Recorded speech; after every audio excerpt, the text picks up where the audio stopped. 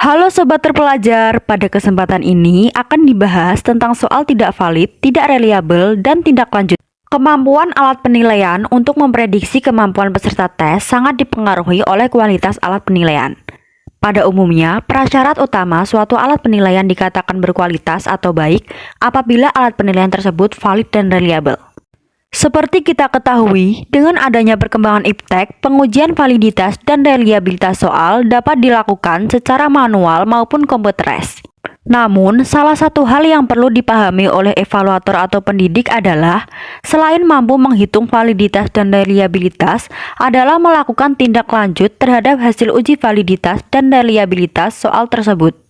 Lalu, bagaimana tindak lanjut yang dilakukan oleh evaluator atau pendidik ketika mendapati hasil uji validitas dan reliabilitas soal tidak valid dan tidak reliable? Yuk simak contoh dan pembahasan berikut. Pada tabel tersebut ada 3 KD. KD1 dibuat soal 3, KD2 dibuat soal 2, dan KD3 dibuat soal 1. Sebenarnya, ketika menguji validitas dan reliabilitas soal, hampir semua soal umumnya mempunyai nilai validitas dan reliabilitas lebih besar dari 0,0. Misal hasilnya validitas dan reliabilitas 0,1 atau 0,2 atau 0,3.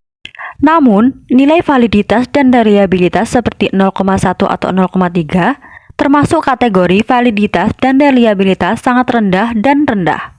Padahal, menurut pendapat ahli, sebuah tes dikatakan valid dan reliable jika nilainya lebih besar atau sama dengan 0,7.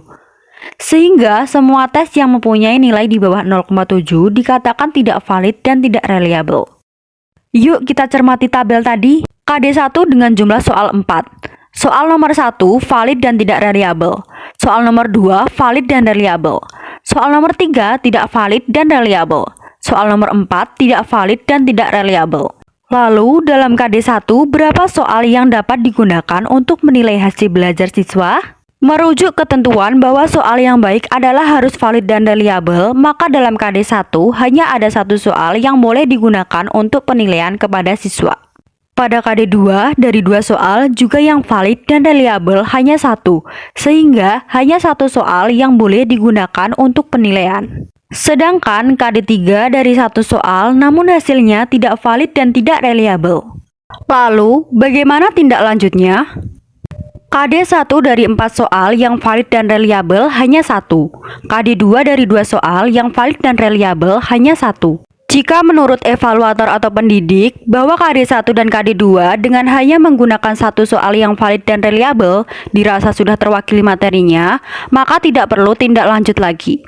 Namun, jika menurut evaluator KD1 dan KD2 dirasa jumlah soal belum mewakili materi, maka tindak lanjut yang harus dilakukan adalah 1. Membuat soal lagi, menguji coba dan menganalisis lagi sampai didapat soal yang valid dan reliable. 2. Merevisi soal yang valid tapi tidak reliable dengan memperhatikan susunan kalimat pada soal, keberfungsian pengecoh dan tingkat kesukaran atau daya beda. Kemudian diuji coba lagi dan dianalisis. Lalu, bagaimana dengan KD3 yang hanya membuat 1 soal dan ternyata tidak valid dan tidak reliable? Tindak lanjutnya untuk KD3. 1. Mau tidak mau harus menyusun soal lagi, menguji coba dan menganalisis validitas dan reliabilitasnya. 2. Merevisi soal yang tidak valid dan tidak reliable. Jika dirasa konten materi sangat urgent atau penting dengan merevisi soal ataupun pilihan jawaban yang lebih mengecoh peserta tes. Dengan melihat contoh hasil analisis soal pada tabel tersebut, maka disarankan kepada semua evaluator atau pendidik ketika membuat soal dalam 1 KD atau 1 indikator, sebaiknya lebih dari 1. Misalnya, membuat 2 atau 3 soal. Dengan tujuan apabila dari 2 soal dan yang valid hanya 1, maka masih bisa dikatakan bahwa KD tersebut masih terwakili.